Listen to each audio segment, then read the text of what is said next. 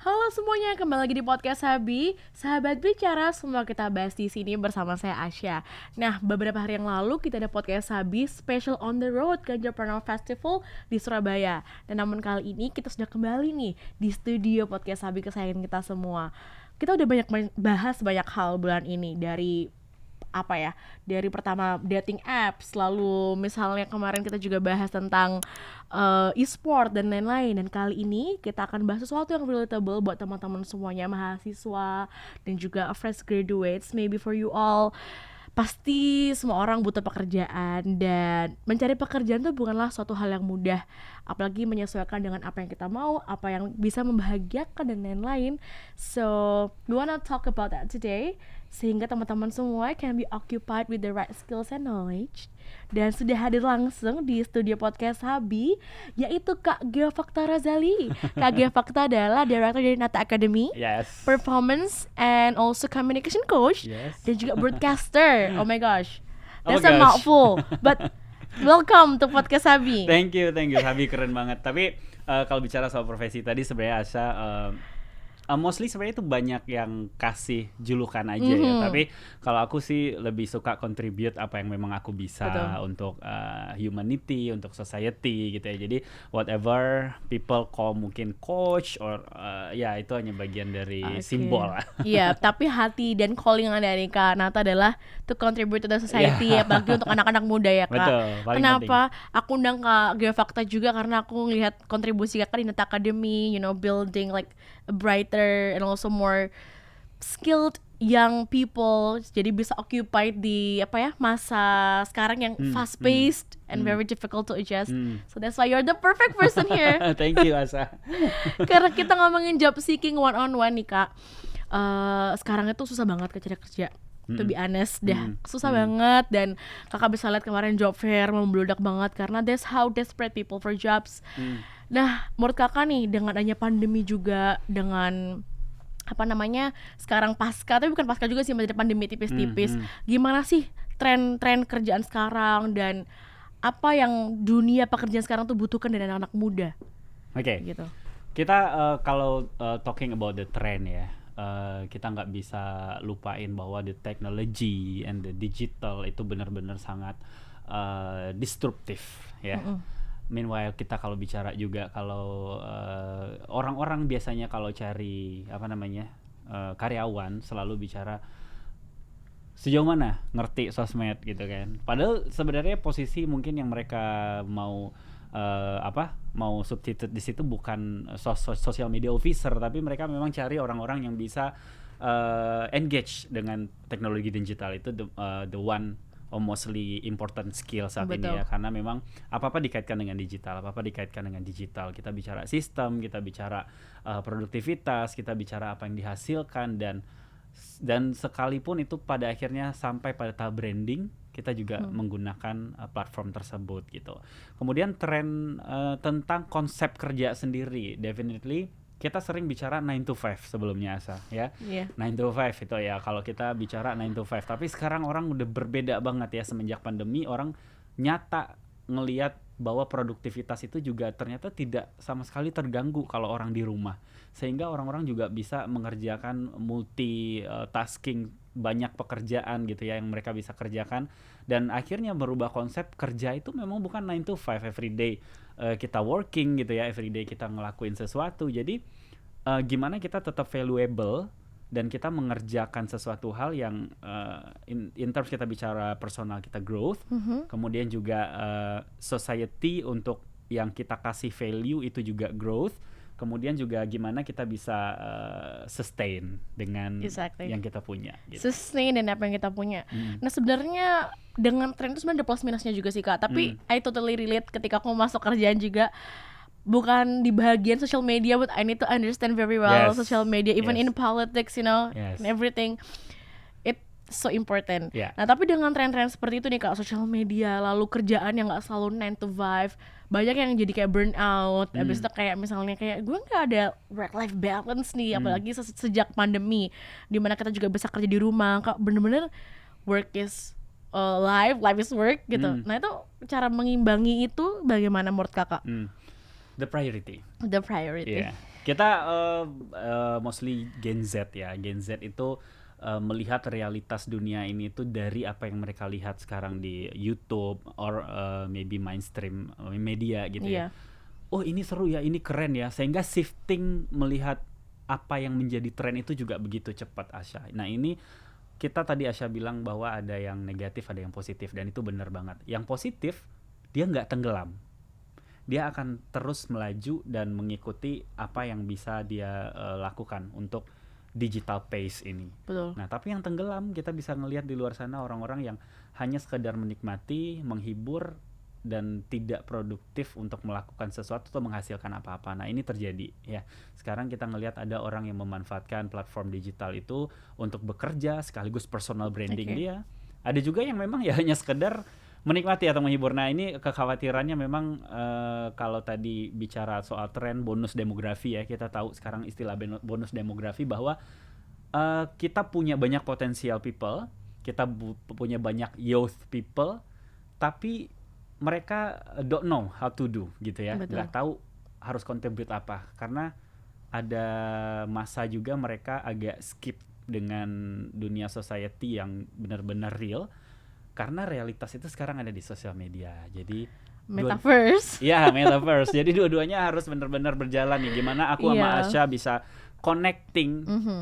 secara apa namanya, secara face to face seperti ini, kita bisa saling engage. Tapi kita juga bisa ngelihat how the positive idea dari social media itu bukan berarti juga ngejatuhin kita ke dalam jurang gitu. Betul. Tadi kakak bilang bahwa kalau yang bisa dia bakal thriving, sedangkan yang nggak bisa bakal tenggelam. Dan juga kita ngeliat tadi kakak bilang trennya everything is about technology. Kadang apapun pekerjaannya kita harus tahu lah little bit knowledge of that. Sedangkan anak-anak kuliah nih kak nggak semuanya punya kayak apa ya? Itu kan tergantung, termasuk hard skills lah. Iya. Contohnya main dengan social media. Not every student is occupied with that. Kayak misalnya aku waktu aku kuliah HI pun nggak dikasih tahu sedetail itu, kecuali kalau aku ikut organisasi atau misalnya ikut pelatihan lain. Iya. Nah, menurut kakak seberapa penting sih universitas-universitas itu memberikan suatu pelatihan, atau mungkin nggak universitas ya, kayak pelatihan in general, sehingga teman-teman ini tahu nih, oh ya kerjaan gue ke depannya yang lagi tren ini, yang lagi, tapi gue pengennya ini nih, gitu. Oke. Bagaimana itu kak? Aku kasih satu analogi ya saya. Jadi ketika aku misalnya juga bergabung di dunia akademik gitu, banyak yang bertanya, Pak Gio kok bisa engage sih? Maksudnya kayak ngajar saat ini gitu kan? Itu mostly bukan soal tren atau soal behavior kita atau soal personality, tapi the most important yang kita mesti tahu, yang ngajar di depan, kalau misalnya nggak punya ilmu yang lebih dari YouTube, so what we can offer? Oh, Iya kan? exactly that. Benar. That really Ya kan? is. Jadi aku bilang sama teman-teman, kita nggak boleh kayak buat dosen-dosen ini kan kadang selalu ngerasa apa ya? Ya udah gue dosen ya berarti gue yang punya power gitu. Itu tuh nggak berlaku sekarang gitu. Selama ilmu lo itu nggak bisa compete dengan apa yang ada di YouTube atau tidak menjadi sebuah bahan untuk yang didiskusikan dengan baik, mahasiswa di lapangan akan bicara segitu doang dosennya, dan otomatis kalau power itu nggak akan bisa dibantah oleh mahasiswa. Akhirnya mahasiswa hanya akan nilai sendiri capacity dari dosennya gitu. Itu kenapa analoginya di university sangat butuh Oke. lecturers ataupun teacher yang memang juga engage dengan dunia digital. Benar. Jadi ngasih langsung first hand experience, contoh langsung bahwa oh ini loh. Jadi emang kalau misalnya sama aja di YouTube ya mending ikut kelas di YouTube. Betul kan? We can find everything sekarang Asya ya Yeah. di YouTube ya. Asal mungkin mau jadi content creator, cara menjadi content creator ada. Yep. Mau bikin startup or wanna be entrepreneur, semua ada. Semua ada. Ya sekarang pertanyaannya adalah apakah dosen-dosen entrepreneur, apakah dosen-dosen social media production or communication gitu ya kan punya sesuatu yang relevan untuk Betul. mereka offer gitu. Betul, exactly. I truly agree. Dan benar-benar ngajar nggak cuma sekedar ngajar, but Yeah. also memberikan engagement dan also memberikan contoh in real life. Jadi teman-teman adik-adik mahasiswa juga bisa tahu nih buat survive ke depannya. Nah kak, kalau misalnya seperti itu kakak bilang bahwa dosen tuh harus ngasih something extra for that, kayak memberikan contohnya ya tadi in real life first experience. Pelatihan-pelatihan apa sih kak yang layaknya diberikan nih kepada anak-anak seperti apa contohnya, misalnya coaching or like mentorship or like what kind of preparation yang bisa diberikan kepada teman-teman sehingga mereka keluar mentas dari univ itu langsung kayak I'm ready gitu. Oke. Yang pasti itu memang sebuah set skill yang benar-benar harus kita harus kita mapping gitu ya. Pertama adalah soal mentality. Mentality di situ mungkin selama ini kita belajar tentang public speaking, how to be confidence gitu. Nah, itu persoalan-persoalan yang bisa didapatkan dari experience sama training juga. Nah, yang di satu lagi itu technically. Technically kita bicara digital marketing, kemudian social media management, kemudian creative production, copywriting. Itu adalah hal-hal yang bukan hanya terkesan istilahnya keren, tapi memang harus diketahui sama orang-orang sekarang. Dan sekarang kalau aku ngomong, karena mungkin aku bersyukur umur aku bisa masuk ke anak muda, bisa ke tua gitu. Saya jadi, apa itu copywriting Pak Gio? Gitu kan, misalnya kalau sama dosen-dosen. Oh, jadi aku harus jelasin. Ternyata aku tahu, ternyata copywriting ini belum dipahami oleh teman-teman dosen pada umumnya. Sebenarnya bahkan udah dipahami oleh mahasiswanya gitu kan. Jadi aku belajar itu tentang sesuatu yang memang harus benar-benar collaborate in the 5.0 sekarang ini. Iya, Industrial 5.0 gitu. Betul. Ya.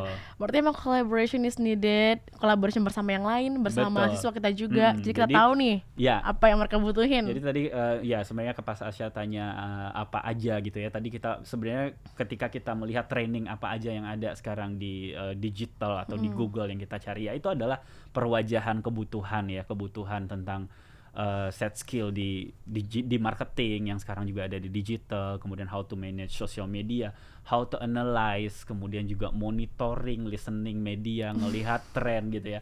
Itu yang sering aku bicarakan di Nata gitu, bahwa dulu misalnya kita belajar tentang public relation, di mana di situ kita sering diajarkan how to negotiable, kemudian how to be a spoken person gitu. Tapi sekarang berubah. PR bicara tentang gimana ngelihat sebuah data, monitoring sebuah trend, atau kita listening how the future trend yang bisa engage ke corporate kita buat branding gitu misalnya. Jadi itu kan yang agak terskip kalau misalnya kita nggak ngikutin pace yang cepat juga gitu. Bener, things are evolving. PR yang dulu is not the same with today's PR. Kayaknya aku langsung harus ikut Nata Academic because like my actual job is kayak monitoring gitu Kak. Monitoring and everything kan. Dan itu juga baru belajar ketika masuk kerja. And I feel like I need to learn more. So Nata Academy. Excited juga ya kalau soal begitu kan. Betul. Kayak apa ya, something kayak ada kayak this is a real world in here that is growing. And also apa yang terjadi. Jadi itu kayak such a new things and cool, very cool. Nah benar nih Kak, tadi kan bilangnya bahwa tadi PR aja berubah dari yang dulunya how to negotiate, sekarang jadi yang tadi. Nah berarti kan fast pace, growing everything, itu bagaimana sih Kak, bagaimana anak-anak muda tuh bisa layaknya bisa beradaptasi dengan baik dengan perubahan zaman, bahwa oh ya gue sekarang mau gak mau gue harus belajar ini nih, gue harus tahu apa itu startup, gue harus tahu apa itu digital communication, bagaimana kita bisa adapt to it very well. Oke. Yang pertama, we cannot wait ya, kita nggak bisa. Karena kalau misalnya kita terskip era ini gitu, kita nggak tahu kedepannya akan bicara virtual reality. Kita kedepannya nanti akan bicara lagi apa itu yang sekarang sering dibahas orang Asia tadi ya, metaverse. Kemudian kita akan bicara lagi nanti tadi virtual reality. Kemudian banyaklah set skill yang base-nya di digital sekarang. Ketika kita terskip satu langkah ini, kita nanti bukan kita nggak bisa kejar ya, tapi effort kita akan lebih banyak lagi untuk PR lah ya. Jadi yang pertama kalau bisa mau adapt ya pasti yang pertama adalah kita nggak bisa nunggu ya, kita mesti aware sama itu sekarang. Tapi selalu saya bilang juga Asya, kadang-kadang memang ada orang yang ya udahlah gue ada di comfort zone gue aja gitu ya. Sebenarnya itu nggak apa-apa juga, even kalau misalnya lu happy gitu ya. Tapi apakah mau menyia-nyiakan waktu aja gitu ya di saat semua ini benar-benar luar biasa bergeraknya begitu cepat. Itu pertama. Kemudian yang kedua, ide yang keluar itu memang harus orisinal. Harus benar-benar autentik. Jadi kita sekarang punya banyak source dan kita bisa ATM lah istilahnya, amati, tiru, modifikasi. Tapi the one who will survive itu pasti memang yang punya uniqueness. Uniqueness itu memang kita bisa ambil dari tadi ya, berapa banyak referensi yang kita baca, kemudian berapa banyak kita experiencing terhadap segala macam fenomena yang kita bisa growing ourselves gitu ya. Nah, kita akan ngelihat hal itu jadi di sini nih ternyata uniqueness gue gitu kan. Jadi ya yang dicari saat ini yang begini, karena kita semakin banyak ide yang akan keluar itu adalah quantity. Jadi gini, kalau aku tuh nggak percaya gini Asya, orang selalu bilang quality over quantity, tapi dulu sangat relevan ya. Tapi kalau sekarang aku bilang bahwa quantity yang banyak itu yang akan menciptakan kompetisi, dan yang akhirnya survive itulah quality yang baik. Jadi quantity itu nggak bohong untuk nyiptain quality buat aku. Nah, jadi bicara soal karya, misalnya kita sekarang Asya dan sahabat bicara gitu ya, kita produce banyak konten sekali yang kita rasa value-nya untuk educate orang. Kita tahu bahwa tidak semua orang mungkin ngelihat konten itu ya, atau yang mana yang menarik, tapi akan ada dari banyak konten itu satu yang mungkin akan membesarkan nama kita gitu kan. Nah, kayak gitu. Karena pelukis pun ya kita tahu pelukis-pelukis terkenal pun juga sebenarnya banyak karyanya tapi hanya 1-2 yang itu maksud aku. Jadi quantity itu nggak bohong. Jadi berkarya dan upgrade terus. Kita nggak tahu titik uniqueness kita yang mana dilihat market nanti gitu. Wow, sebenarnya ini kaget banget aku dengerin dari kakak karena actually itu happens in here karena waktu baru masuk di sini tipikal social media sahabat Ganjar itu quantity. Jadi kita tuh konten. I was thinking like ini tuh gak ada yang nonton kalau kebanyakan gitu loh. Jadi kayak kenapa kita nggak yang satu terus biar apa gitu kan. Jadi biar bisa konsisten dan juga biar bisa. Tapi now I get it. Nah, ketika kita konsistensi itu ada terus, kita produce konten-konten, kita mungkin ada satu yang blow up atau apa dan wow, I was like really like against this idea, like kenapa ini banyak banget sih kayak karena produce kita nggak konten. boleh maksudnya kita nggak boleh kita sendiri yang limit ourselves gitu Asya ya. Jadi kalau menurutku aku pun juga kadang bikin konten education itu ya ada yang reach-nya bagus, ada yang enggak gitu, ada yang komennya bagus, ada yang enggak, it's okay gitu ya. Selama kita bikin value dalam sebuah konten kita itu yang kita produce itu bisa punya vocal point yang bagus untuk orang-orang gitu ya. Kalau misalnya orang-orang 1-2 bernada sumbang gitu ya, that's a part of criticism. Exactly.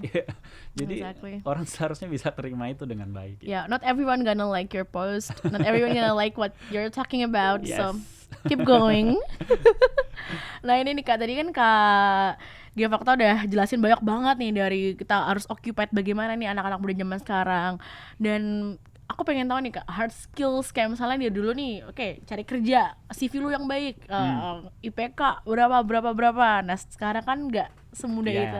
Kadang di LinkedIn tuh ada Kak kayak cuma I'm opening a job for gini, komen nanti yang paling komennya paling ini nanti gue ketuk di DM. Ada banyak kayak gitu Kak. Kayak I was trying for several things sebelumnya. Nah, menurut Kakak nih dengan udah nggak yang konvensional banget sekarang job seekers itu udah apa sih hard skills dan soft skills yang perlu anak-anak muda butuhkan sekarang? Kalau kita lihat itu tadi Kak, kita kan ngomong harus jago nih, ketik gue harus bikin apa kayak as catchy as possible kayak gitu. Menurut Kak Giafakta gimana? Ya, jadi kita harus tahu sekarang ini dunia begitu manipulatif karena kebetulan Asya tadi bahas LinkedIn ya.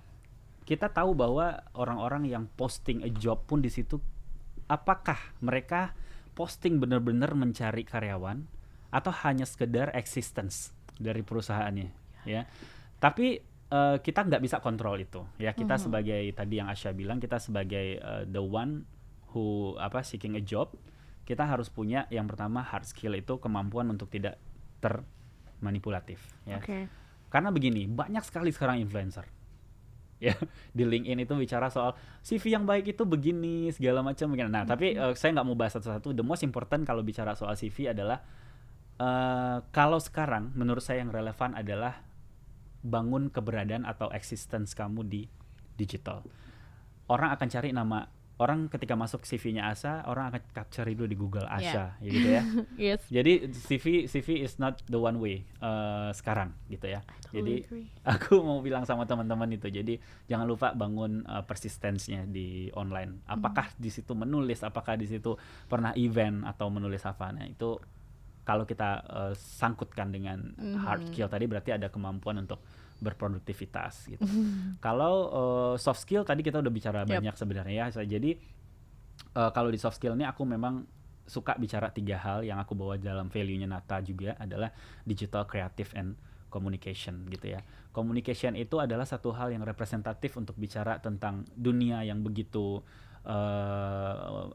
difference ya. Jadi kalau orang-orang yang punya communication bagus, dia akan satu langkah lebih maju untuk adapt dengan ide-ide yang berbeda. I agree. Itu communication.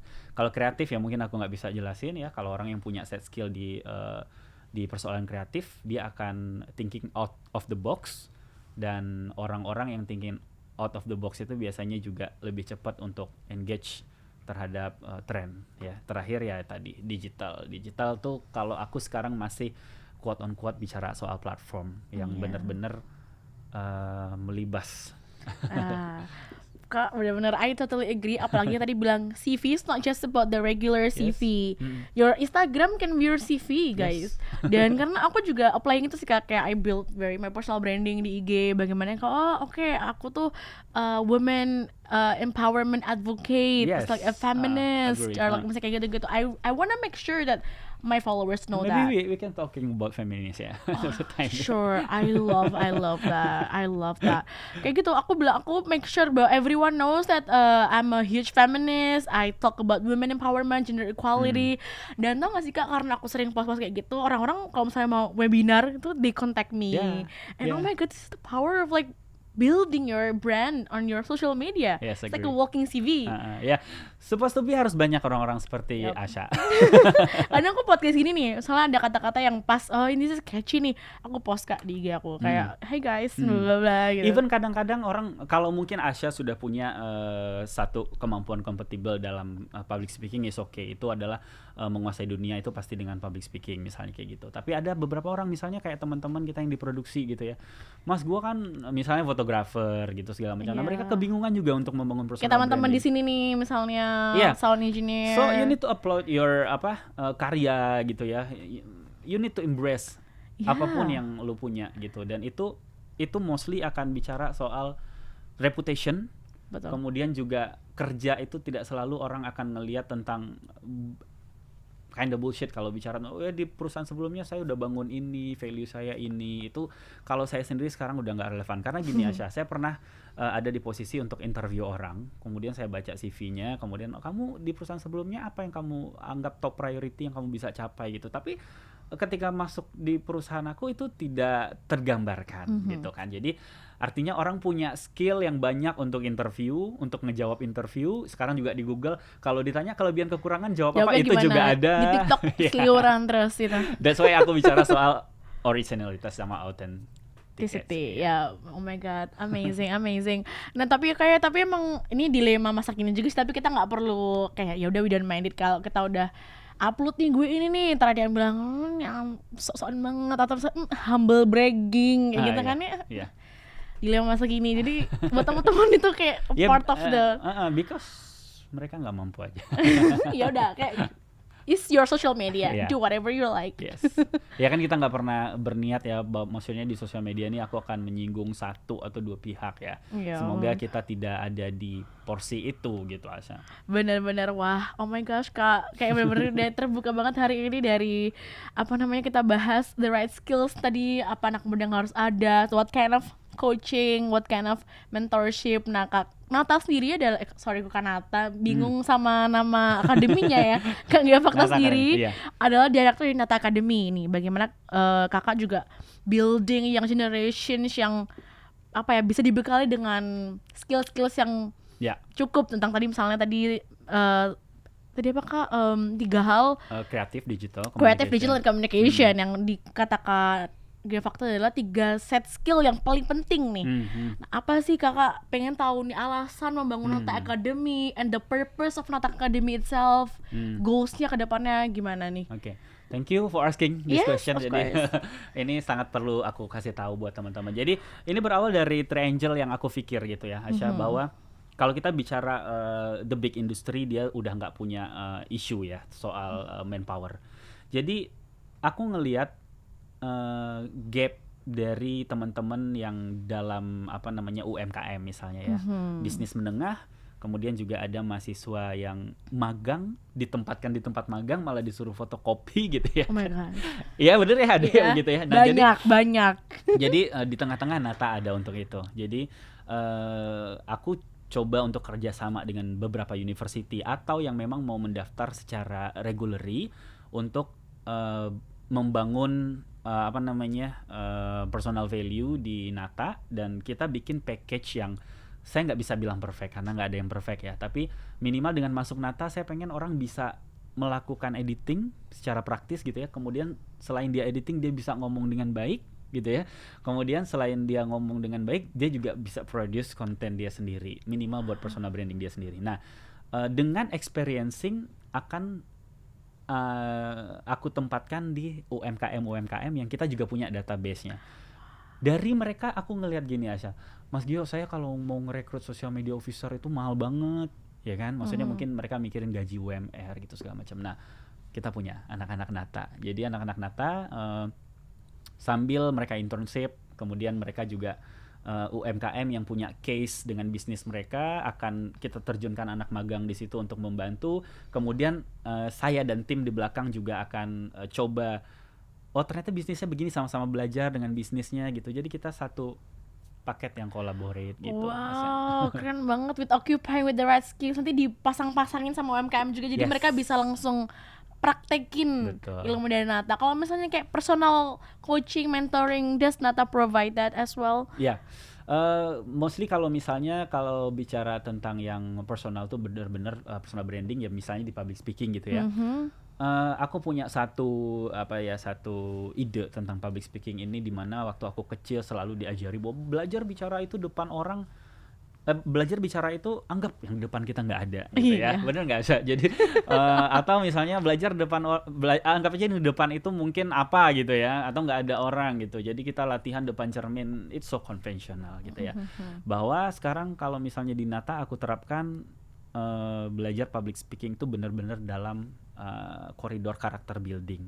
Public speaking orang nggak bisa dipaksa gitu ya, tapi Asya dengan aku bisa saling mengisi gitu.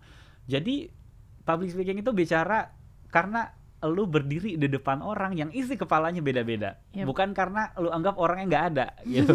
Dan lu akan survive di atas stage atau lu punya panggung sendiri karena lu bisa control the audience gitu. Jadi itu harus berubah, harus disruptif sekarang. Cool. Nah itu sederhananya kalaupun kita bicara public speaking dalam praktisnya. Tapi jika ini diterapkan daily, regularly, kemudian kita bentuk mindsetnya, itu akan kebawa ke karakter.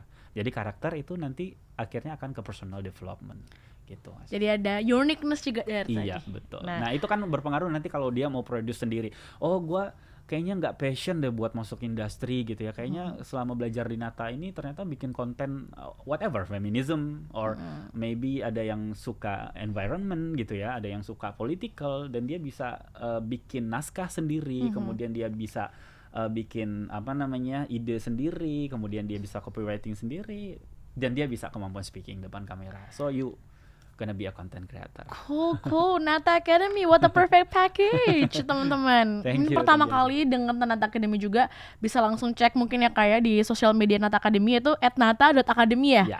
Ya, udah apa? Hafal banget karena udah scrolling baca-baca. Sebenarnya kita memang belum terlalu lama, tapi insya Allah Asya aku lihat antusiasnya luar biasa dari teman-teman yang ikut dan teman-teman yang mau tanya juga. Dan karena emang menurut aku Nata Academy hadir di tengah keraguan, kebingungan masyarakat Indonesia, anak-anak muda. Gue ini belajar gimana sih gitu kan?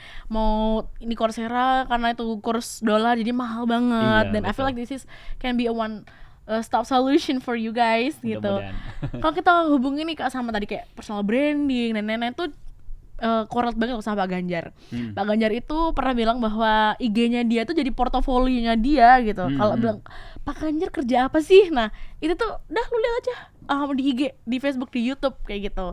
Ya tapi itu minusnya orang-orang bilang sosmed doang, padahal yang upload di sosmed ini masih di komen loh. Ya. Apalagi yang nggak upload, kalian bakal nggak tahu mereka kerja apa kayak gitu. Iya, betul. Itu sih like to sense about Pak Ganjar Pranowo regarding personal branding. Nanti kita udah sedikit singgung nih Kak tentang Pak Ganjar. Ya. Nah kan Geofakta sendiri asli mana? Asli Jakarta nggak sih? Aku Sumatera Barat. Sumatera Barat, all the way from Sumatera Barat. Nah, Pak Ganjar ini kan gubernur Jawa Tengah nih Kak. Tapi aku penasaran nih, apakah Geofakta yang orang Sumatera Barat tinggal di Jakarta tahu tentang sosok Pak Ganjar Pranowo? Tahu. Apa nih yang kayak Ya, Kak Geofakta yang tahu? pasti aku mengikuti beliau juga sudah lama, dan aku melihat sejauh ini bukan beres-beres ya, karena kita mungkin punya preference yang berbeda soal politik, tapi ada personal karena nilai yang dia bawa untuk the pluralism itu luar biasa, gimana dia bisa engage terhadap society dan isu-isunya, itu pertama. Kemudian yang kedua, gimana dia communicate itu tetap dengan bijaksana. Kita nggak pernah ngelihat beliau marah-marah gitu ya, kita nggak pernah ngelihat beliau yang maksudnya marah-marah yang benar-benar out of the context gitu ya, kalau marah mah biasa gitu.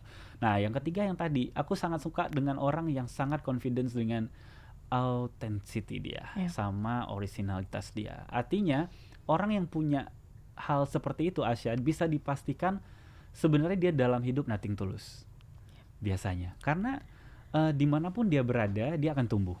Wow. Menurutku. Jadi karena dia punya authenticity, kemudian dia punya originalitas tadi, jadi whatever nanti akan jadi pejabat publik atau tidak, dia tetap akan dicari. Exactly. I truly love the words from you. Dan tadi kakak bilang juga kan Pak Ganjar tuh orangnya gitulah, apa namanya, very original, authentic, and also punya social media presence segitu banyaknya. Dan tadi Kak Nata Akademi juga bersinggungan dengan UMKM. Nah Pak Ganjar juga very supportive Kak tentang UMKM. Kita kemarin baru mendeklarasikan Pak Ganjar sebagai Bapak UMKM di Indonesia. Keren banget di Surabaya. Jadi mungkin nanti kita bisa tek-tek nih biar sama Nata Academy. Kan Pak Ganjar itu juga sangat supportive tentang anak-anak muda, occupying them with the right skills. Mungkin kita nanti bisa collaborate ya. Saya bisa undang juga ke Nata. Mudah-mudahan Nata bikin podcast juga ya. Of course, oh my god, cannot wait for that. Nah teman-teman, kalau teman-teman masih 궁금해 bahasa Korea, bahasa Indonesianya curious, juga penasaran nih tentang postingan-postingan terbaru dari sahabat Ganjar, misalnya pengen tahu nih, hari ini kita ada podcast sama dari Nata Academy, or misalnya berita apa hari ini yang terbaru Pak Ganjar, bisa langsung follow sosial media kita, ada di segala platform, ada di IG Sahabat Ganjar 2024, ada di Twitter Sahabat Ganjar, ada di Facebook Ganjar Fans, dan juga ada di YouTube Sahabat Ganjar. Gak cuma itu Kak, kita juga punya merchandise lucu nih seperti tumbler, the mug that you see here, dan everything, semuanya bisa kalian dapatkan di marketplace Sahabat Ganjar dengan kata kunci Sahabat Ganjar di Tokopedia dan juga Shopee gitu. Kalau Kak Geofakta tadi @Nata Academy ya, dan mungkin personal Instagramnya Kak Geofakta? Iya, silakan sama di Geofakta ya, @Geofakta itu. Jadi sama tadi yang Asya bilang. Karena aku nggak pernah bohong soal hidupku, jadi di situ aku nggak pernah hapus satu postingan pun dari aku pertama punya Instagram. Di situ orang bisa lihat perkembangannya ya Kak, turun naiknya hidupku gitu ya. Jadi betapa juga hidupku juga ada absurd-absurdnya, kemudian ada kacau-kacaunya, kemudian juga ya banyak hal yang kita bisa lihat di Instagram. Silakan di follow aja Geofakta. Yes, that is the life of Kak Geofakta. You can Thank you. Get a glimpse of it from his Instagram. Kalau misalnya masih kepo-kepo bisa ketuk DM-nya dan lain-lain, atau misalnya join Nata Academy, boleh langsung, mangga. Tidak terasa sudah 30 menit Kak. Keren ya? 30 menit something-ish nih we did the podcast. I wanna say thank you very much. Thank you Asya. Aku thank you juga buat timnya Sabi, luar biasa. Of course, we are so happy to have you here. Me too. Dan mungkin kedepannya bakal, Kak mau lagi gak Kak? Topik boleh. yang beda.